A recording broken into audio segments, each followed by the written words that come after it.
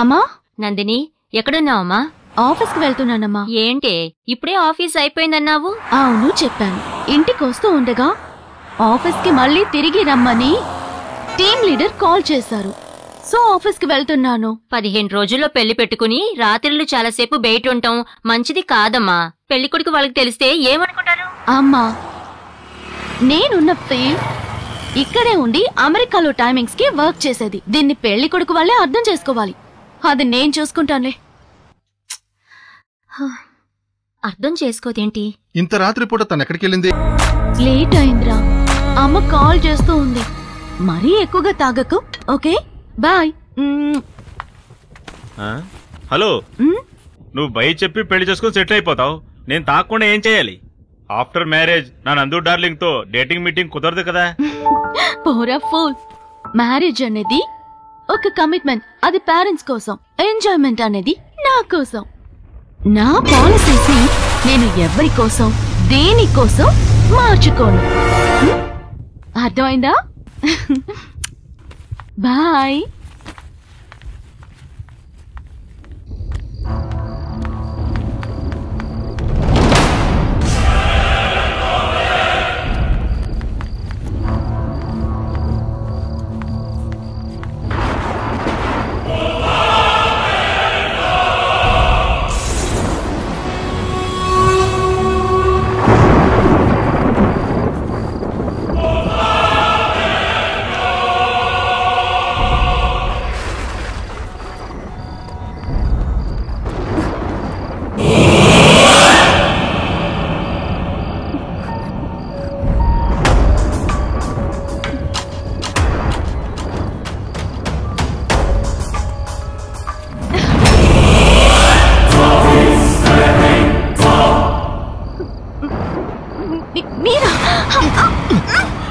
నేనేనే నిశ్చితార్థం చేసుకుని నువ్వు భార్యగా రాబోయేదానివి. పవిత్రంగా కన్నె పిల్లలా వస్తావని ఒకడు ఎదురు చూస్తూ ఉంటాడు. కానీ నువ్వు I like it, I like it, I like it.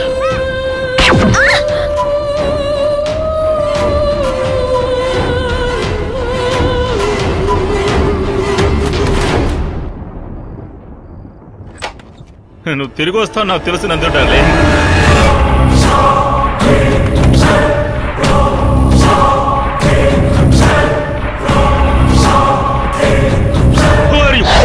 Cool, take it easy. ఎవరు సార్ మీరు? మీకేం కావాలి? భయపడ్డావా? నీ పేరేంటి? కామేశ్వరరావు. Good name, Kameswararao. అరే కామేశ్వర, నీకు అక్క చెల్లెలేరంట్రా? చెప్పరా. ఒక అక్క, ఇద్దరు చెల్లెలు సార్. వాళ్ళెలాంటి వాళ్ళు? పెళ్లికి ముందే డేటింగ్ మీటింగ్ అంటూ వెళ్తారా? Sir mind your words. అంత కోపం వస్తుందా? వెళ్తారా వెళ్ళరా? వెళ్తే ఏం చేస్తావు? ఏం చేస్తావు? చచ్చిపోతాను sir. I like it, I like it, I like it. అయితే చావరా. వయసుకు మించిన డబ్బును సంపాదిస్తే అవి ఎవరు సంభరిస్తారా? ఈ కలియుగంలో అక్రమ సంబంధాలు, హద్దు మీరడాలు, వీటన్నిటికీ అమ్మాయిలు మాత్రమే కారణం కాదురా. నీలా కామంతో కళ్ళు మూసుకుపోయిన పిశాచులు.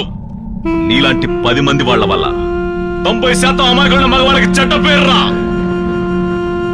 నీలాంటి వాళ్ళకి ఇదేనా సరైన శిక్ష?